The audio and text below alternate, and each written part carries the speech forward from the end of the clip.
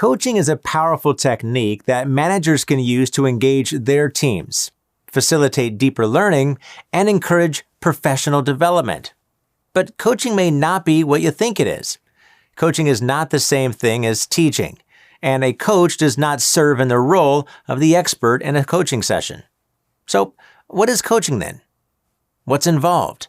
And what strategies can you use to be an effective coach? Let's start with the basics.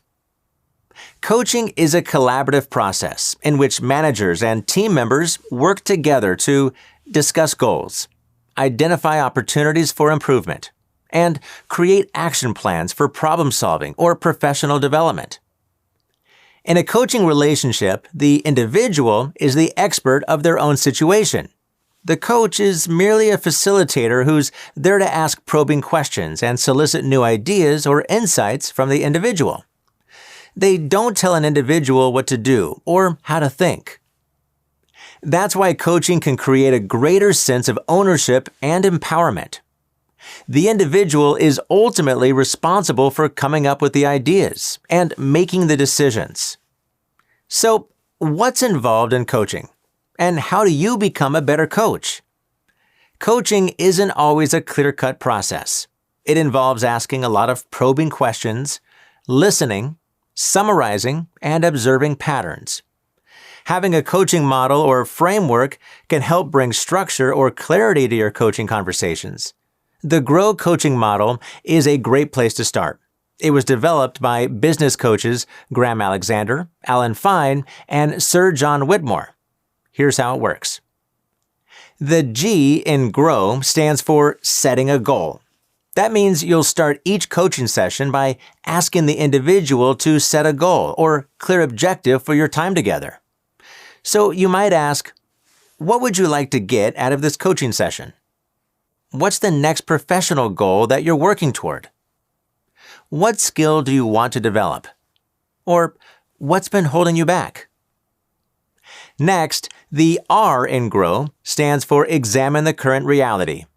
After a goal is set, coaches should invite the individual to describe their current performance or current context and situation.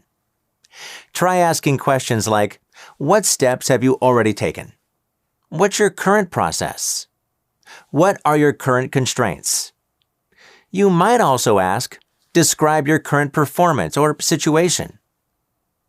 Encourage your team member to be accurate in their descriptions, not judgmental. You both need to understand the current situation before you can change it. Third, the O in GROW stands for explore options. Your goal in this step is to solicit ideas from the individual on all of the possible ways that they might achieve their goal. Challenge them to generate as many options as possible. No idea is a bad one at this stage. So you might ask, what steps could you take to achieve this goal? What else could you do? And what would you need to start or stop doing to accomplish X? Last but not least, the W in GROW stands for determine the way forward. That means you need to encourage the individual to select a solution and then develop an action plan for implementing it. Questions that can help you in this step include, what option will give you the best results? What option sounds most effective and realistic to you? What would you need to do to make this happen? How will you define success? What resources do you need? And when will you make it happen? One more time.